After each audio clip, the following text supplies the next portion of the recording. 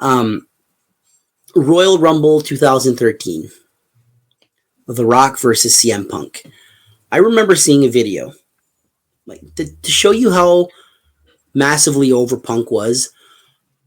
I wish I could find the video. I remember showing you the video back then. CM Punk got a message from the Ultimate Warrior right before the match. Basically saying, take it, kid. You're facing The Rock. The Rock's a huge... Again, there they are, the goosebumps. Goddamn. Talking about wrestling gets me all excited. But the Ultimate Warrior saying that to CM Punk. Warrior didn't care about wrestling at that point in time. Wrestling had been bad to the Ultimate Warrior. But he followed CM Punk because he got CM Punk. And I remember CM Punk's like, I'm a kid in a candy store. I just got the biggest compliment ever from the Ultimate Warrior. He goes against The Rock, puts on the hell of a performance. Rock wins, though. Punk originally wins, but Vince comes out, and, it's almost a way to, well, Punk got the win, but he didn't, and they restarted the match, and Punk lost. Punk should have been in that main event. Yeah, at WrestleMania, yes, he should have been in the main event. It was a once in a lifetime, it became twice in a lifetime. Not Punk, but John Cena versus The Rock. Did they do Punk dirty here? The CM Punk fan that I am, I want to say yes. Obviously, Cena versus Rock was a moneymaker the first time around. I can see why they did it a second time around. But it didn't need the belt at all. No, it didn't. That's the point. But at the same time, if they do that match, is Punk in the main event or not? No, he's not. No, he wouldn't have been. You save face and you do what CM Punk said. Do a triple threat elimination. Get Punk out of there in the first 5 minutes. He gets the main event WrestleMania. He got it. His bucket list is over. Yes. We've talked about incomplete careers. A lot of people have asked me, because I have opinions about different wrestlers, and with CM Punk, there's an incompletion in his career. And when somebody asks me, is there an incompletion in Ultimate Warrior's career? And it's like, no. He literally did everything in one night. Main event at WrestleMania, beat the biggest guy ever that same night, main evented as the Intercontinental Champion, won the world title, became a main event draw. Warrior pretty much did it in a short time. And he did put 10 years of his life into wrestling, which is a long time. But, Bray Wyatt, there's an incompletion. Punk, there's an incompletion. With Wyatt, he can never, obviously he can never fix that incompletion because he passed away. But with Punk, it seems he's always been snake bitten when it comes to WrestleMania. But we'll get to that in a minute. But that WrestleMania, they do CM Punk versus The Undertaker. And a year later, Punk isn't in the company anymore. Undertaker loses to Brock Lesnar. They couldn't have pulled the trigger a year before? Taker was fine with losing to Punk. That's the biggest thing that annoys me about them not pulling the trigger there. I believe if they would have pulled that trigger and let Punk win over Taker, Punk probably would have stayed in the company. Probably. There's the Ryback feud and Punk turns babyface again and, all that stuff. Let's just skip right to Royal Rumble 2014. Punk gets injured in the match. He had been injured. He had a staph infection that had ballooned on the side of his back. They're giving him Z-Packs. He poops his pants a bunch of times. Once on SmackDown. Punk is burned out. He's had enough. He is. He's very much had enough. He's sick of the politicking behind the scenes. He's sick of not getting what he rightfully deserves. Yeah. He quits. He just flat out quits. And he's still technically an employee until they give him his release papers. The day of his wedding to AJ Lee. you know, just now everything's hunky dory in Punk and WWE land, but the bad blood was real. It was very real. And I think it was the Art of Wrestling podcast with Colt Cabana. I Yep. want to get into that a little bit. So this was eye-opening because there's a lot of stuff we didn't know about the backstage politicking. This is also, I think, was one of Cabana's like first 2-part episodes. Yeah. I think it was his only one, maybe. I don't think he does the podcast anymore. If he does, I don't watch it. I didn't watch it until this episode, and I don't think I've watched it since. So I might have watched a few episodes here and there. Just some of the things that Punk mentioned about WWE. I remember him saying that he found out that the Ultimate Warrior was going into the Hall of Fame, and he was like, I should induct him. We're similar. We don't take BS from anybody. We march at the beat of our own drum. And basically they said that no, it's for somebody else, like meaning Punk's not big enough for the Ultimate Warrior. And that same, like a year before that, Warrior was sending him a message. I think Warrior would have been super happy to have CM Punk induct him, but they didn't let him. Warrior would pass away days after getting inducted. So, you know, if Punk had never met the Warrior, WWE like stopped that meeting from happening. Warrior. We weren't talking at this time. At this point in time, no. He gets inducted. He shows up at WrestleMania. He gets his last Raw appearance. And I believe it was, the day after or 2 days after Raw? Not even 24 hours later. Not even 24 hours later, yeah. I remember that morning scrolling on Facebook and seeing that, and I'm like, man, I can't imagine how Corey's feeling.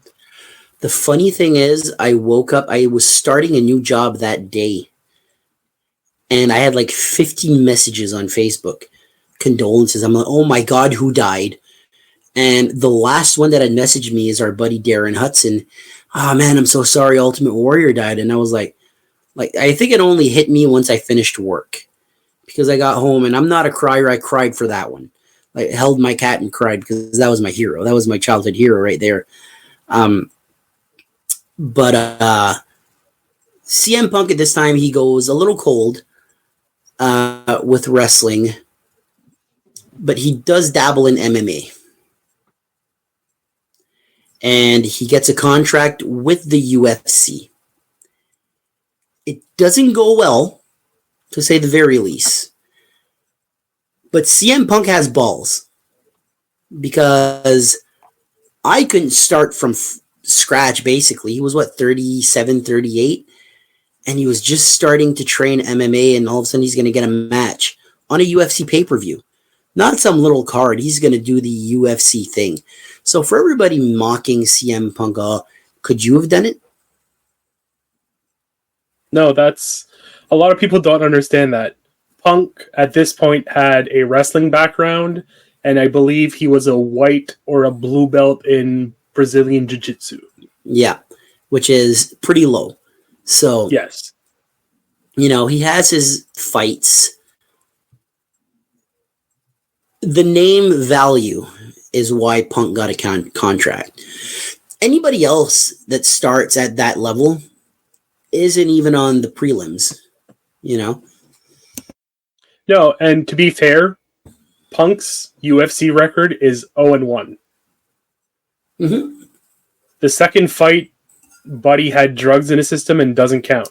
It's 0-1-1. So yes, it's a no contest. Which is still a better record than mine. I'm 0-0-0. But once the UFC was over, a few years later, AEW starts. Before you even go into AEW, Oh, Punk made 2 wrestling appearances on the indie scene. which were? One where he's wearing a mask and a hoodie and interfered in, I don't remember what the match was. I do remember but that. I believed he used the GTS in the And then I don't remember what the second one was, but I do remember he appeared twice in indie wrestling. I think in between his MMA and him joining AEW, I think Punk missed it. The guy is clearly a wrestling fan. I think he missed it. AEW gets started in 2018. And I believe this was in 2021. The rumors were Punk was coming back. Yep. And there's going to be this big surprise on Rampage. And we finally hear the iconic Cult of Personality back. CM Punk joins AEW. And originally, it was a hit. There were big numbers with CM Punk. He had made great friends with FTR and Danhausen. He had feuded with MJF. He had teamed with Sting and Darby Allin. I believe his first match was against Darby Allin, yeah. Yes. And he's now going to feud with Hangman Adam Page for the AEW World title. And this was a year after he came back, I believe. And it's one of those things where miscommunication and just petty bullshit, I guess we could say, where Adam Cole said something. I don't even remember what he said. I don't think it's relevant, really. But Punk took offense to that, as anybody would have. And it wasn't what they had discussed was going to be said backstage. So Punk did take offense to that, and eventually something happens. But yeah. Yeah. We then get the title match. CM Punk wins. He wins the title. He's the new AEW World Heavyweight Champion. And it's one of those things where I hate to use this, but it kind of was a game changer. Where it's like, okay, you're competition now. You're officially competition. You got a huge name in CM Punk. The numbers are up. What was it, 4 days later? During Dynamite, Punk is coming out for a 6-man tag with FTR. He jumps into the crowd and breaks his foot. He breaks his foot on the little rail. The little guardrail. Punk's reign officially ends at 86 days. There's an interim champion in Jon Moxley. Moxley then beats Punk in seconds. It was unbelievable. I couldn't believe my eyes. But then, I think 11 days later, Moxley drops the belt back to CM Punk. And we're going to get this awesome MJF CM Punk. They're going to feud again, but this time for the world title. And this is where CM Punk is going to put over MJF. Before we get into what happened, let's play a little game of what if. What if the injury doesn't happen? What if the incident at the scrum doesn't happen? Where does this go? We would have gotten our third match between Punk and MJF where Punk drops the belt to MJF. Do you think it's right away though? Because you want to sizzle that steak a little bit. Yeah, I don't know. Okay, here's my thinking on it. Punk's a proven draw. MJF wasn't at the time. Is it possible to have MJF chase? I know it's reverse orders, but if you cut CM Punk's legs off immediately, I guess you could chase after that, but it's an interesting point. Yeah, it really is. Yeah, no, I see what you mean, having MJF face off against Punk right away, how it would cut Punk's reign very short. Yeah. But that's what the plan was going to be. Was going to be that third match in the trilogy, having MJF go over, and then eventually you could have had CMFTR versus the Elite. You could have had Punk versus Omega.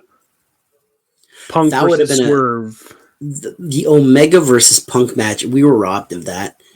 That would have been amazing. Never say never is what I'll say.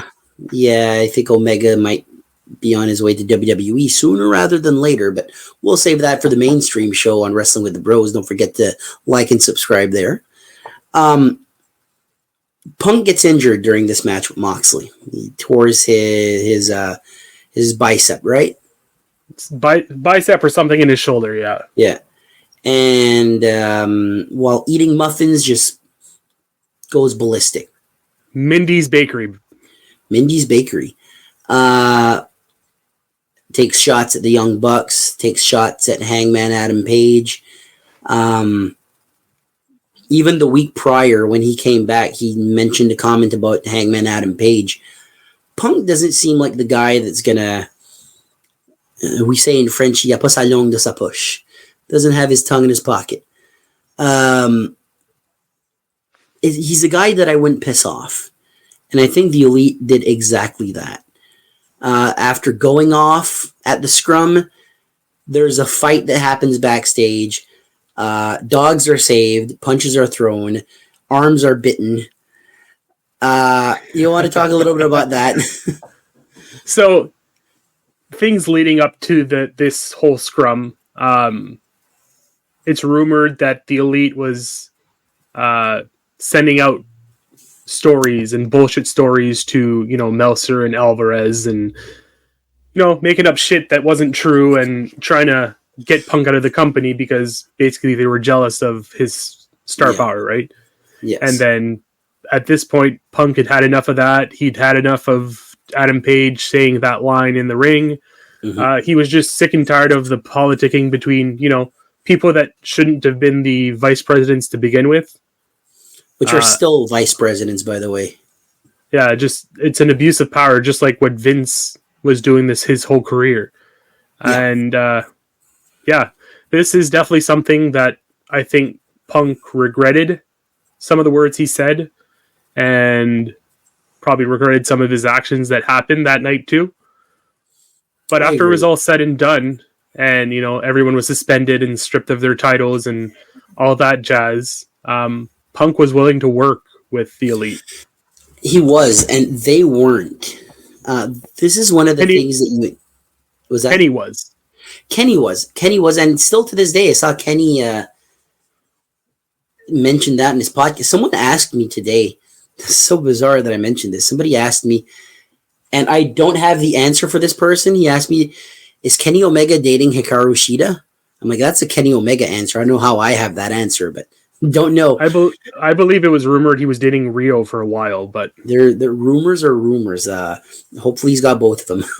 There was also a rumor that he was dating... Dating who?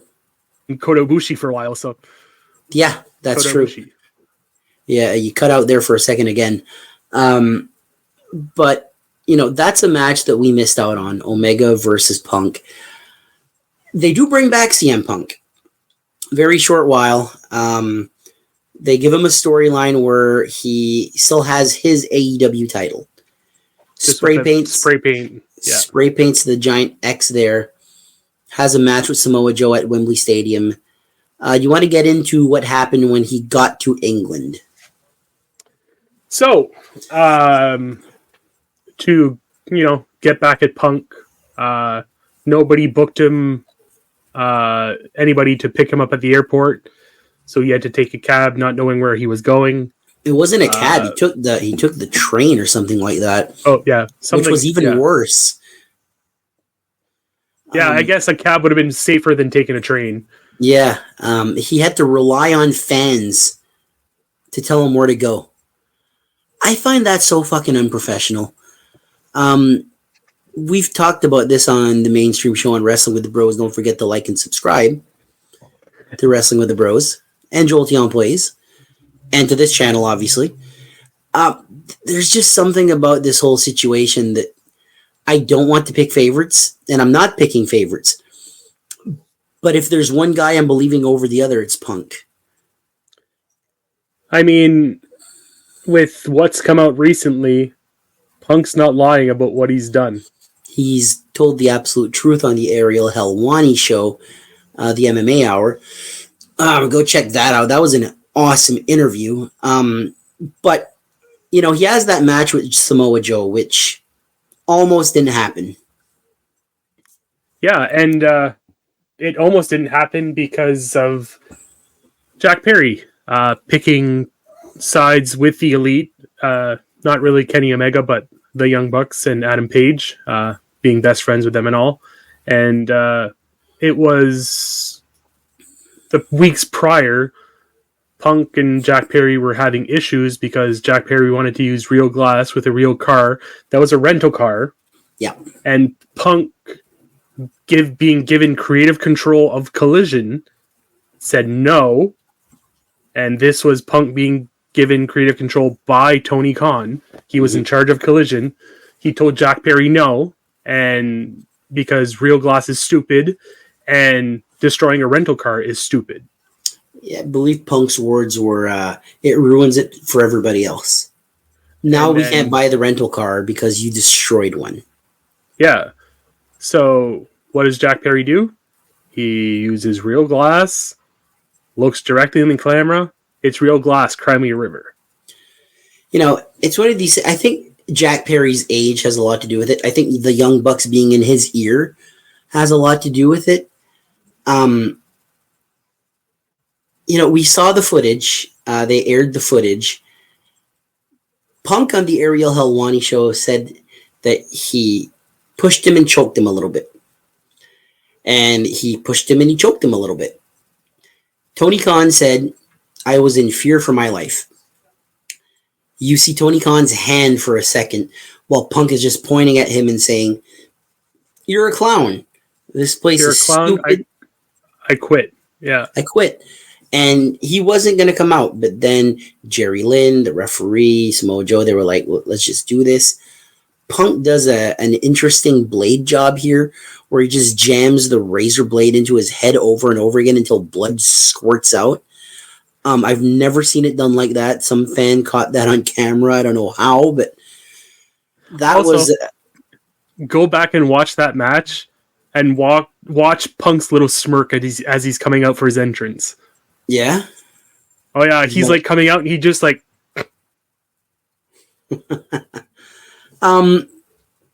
After this, CM Punk was gone. So was it for AEW. Punk said he quit. Tony Khan said, I fired him because I feared for my life. Nobody expected CM Punk to ever return to the WWE. Survivor Series 2023. I believe it was Survivor Series. It was after War Games. It was after War Games, yeah. The baby faces are in the ring. Cody Rhodes, Seth Rollins, Randy Orton. I believe Kevin Owens and Sami Zayn were the other guys. And we hear the CM Punk comes back. Drew McIntyre was there too. Drew McIntyre was with the heels. To say this was another game changer would be an understatement because, much like the Maple Leafs winning a Stanley Cup, this was like hell freezing over. Exactly. CM Punk coming back in a happy way. Bygones be by. It reminds me of Warrior coming back at the Hall of Fame. Thank God Punk didn't die days after that, but it's one of those weird things where CM Punk is back. He's in the mix. He's going to feud with Seth Rollins. He goes to the Royal Rumble, and he gets injured in the Royal Rumble. Yes, so it's very unfortunate that happens. Punk was clearly going to main event one of the nights at WrestleMania. Wasn't in the cards this year. But he was on commentary. He was part of the show with the Drew McIntyre-Seth Rollins match. Cost Drew the match. We were live streaming this. What are your thoughts on this whole... because I thought it was brilliant. Oh, it's clearly a spot where, if Drew would have won, walked away, none of this would have happened, right? None of it would have happened. Drew went and seen his girlfriend, did the whole presenting her the title to making fun of Cody. Then he goes and rubs it in CM Punk's face, and Drew goes to leave, and Punk trips him, starts beating him down, Damien Priest comes out, cashes in, and wins the title. And you talked about a smirk. The smirk that Punk gets when he sees Damien Priest on it coming down is like, I know this. I've done this before. Brilliant stuff. The feud right now, as we are recording this, Punk is still injured. He's in a program with Drew McIntyre, though. And sky's the limit. I think he deserves a WrestleMania main event. I think he deserves another world title. I don't think he needs another world title. I think he'll get it, though. Yeah, I believe with the whole Drew McIntyre thing, the feud with Seth Rollins that was supposed to happen at this Mania, and there's the Kevin Owens, there's another little feud he can have there. A little tease they had with the t-shirt. But that's pretty much, we've covered CM Punk. Before we leave, any memory, what's your favorite CM Punk moment? My favorite CM Punk moment. You can give us a couple even. The 434-day title reign. I mean, that inspired my whole username for most of my stuff, which is Joel Punk 434. Yep. His match with Undertaker was amazing. At Mania? Yeah. His match with Daniel Bryan. His match with John Cena on Raw. Yeah. To me, I think the CM Punk, there seems to be, for every wrestler ever, there's one moment where that's your moment. That's the centerpiece of your career. And for me, it is Money in the Bank 2011 when he comes out to face John Cena and he's revered as a god. He's not a wrestler. He's not a human being. This is CM Punk, the fucking god. That moment where he sits down in the ring, cross-legged, there's a moment there that stands the test of time. And that is CM Punk at his absolute hottest. I have a question while I have you, and we're on the subject of CM Punk. Shoot. If it were not for CM Punk, would Chicago be as big as they are for wrestling? Chicago is a great city for wrestling. It is. Punk sort of based his character on Chicago. CM could also mean Chicago made. Yeah. He uses the Chicago Stars. You ask anybody that knows wrestling, name a wrestler that's from Chicago, they're going to say CM Punk. So CM Punk definitely helps Chicago when it comes to that. I think he is the greatest wrestler to ever come out of Chicago. Every few months, WWE or AEW goes to Chicago and put on a show. Yeah. I think Chicago is a hot crowd no matter what, but I think CM Punk helps that a lot. So, with that being said, that's going to be the end of this episode. I want to thank one of my absolute best friends in the world, Joel Gallant. Like I said, JoelteonPlays, the original home of Wrestling with the Bros. That's where it all started for all of us. Now Wrestling with the Bros has its own YouTube channel. Links will be in the description below for both JoelteonPlays and Wrestling with the Bros. I want to thank you, Joel. I told you I was going to bring you on, and here you are. And this isn't going to be the last time because we got Eddie Guerrero next. Thank you for having me. I always enjoy recording with you. We Absolutely. do it probably multiple times a week, actually. It's probably the highlights of our weeks most weeks. But yeah, it's a fun time, and talking about one of my favorite wrestler, and then eventually talking about my second favorite wrestler, which being Eddie Guerrero, is going to be an incredible time there too. I think it adds a flavor to the channel to bring in different voices. I've had Connor Smith on. We're going to bring in Corey Robichaud of the BSHL podcast and Wrestling with the Bros eventually.